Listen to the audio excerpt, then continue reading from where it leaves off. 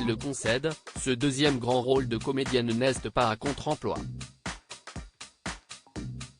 Depuis la semaine dernière, jeudi 24 novembre, Élodie Frégé incarne Iris, une chanteuse et musicienne de talent dans L'homme de nos vies sur M6, qui diffuse ce jeudi 1er décembre sa deuxième et ultime soirée consacrée à cette série.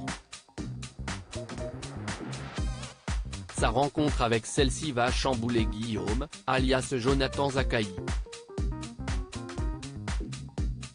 Jamais il n'aura été plus sincère qu'avec elle, le poussant même à se livrer sur ses blessures d'enfance. Toutefois, Iris va être prévenue par les autres victimes de Guillaume de sa véritable facette. Ce qui ne l'empêchera pas de retomber dans les bras de celui qu'elle connaît sous le prénom de Ghislain. Je crois que toutes, à un moment, le revoir, se justifie néanmoins Élodie Frégé parce que cet arnaqueur en série est très doué.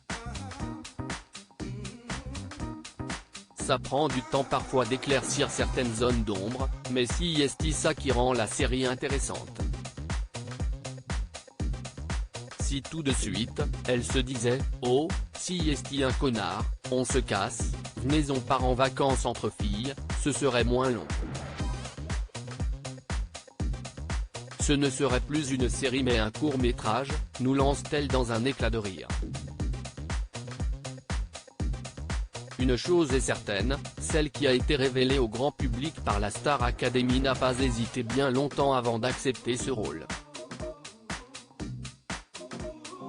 À la lecture du scénario, quand j'en ai parlé avec le réalisateur Frédéric Berthe, on a parlé d'Iri mon personnage, on s'est mis à l'imaginer puis j'ai eu envie d'être elle l'espace de 4 épisodes d'une série, nous confie-t-elle. Pourquoi Jonathan Zakaï était l'acteur idéal pour incarner ce malfrat? Surtout, elle a été embarquée par la sororité présente tout au long de ce feuilleton. J'aimais bien cette idée de regroupement de femmes, de divers âges, divers milieux. Plein de choses qui ne les réunissaient pas forcément. Qu'elles décident ensemble du destin de quelqu'un qui leur avait fait du mal, un homme, un connard, ça m'a plu, développe la principale intéressée. Pour autant, si elle a pris beaucoup de plaisir à jouer une musicienne et une chanteuse, Élodie Frégé en profite pour lancer un appel au réalisateur, j'adorerais jouer un tueur en série. En attendant, c'est Jonathan Zakaï qui tient le mauvais rôle dans cette histoire.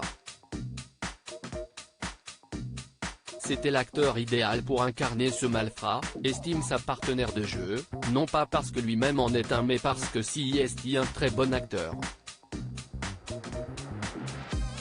Nous voilà rassurés.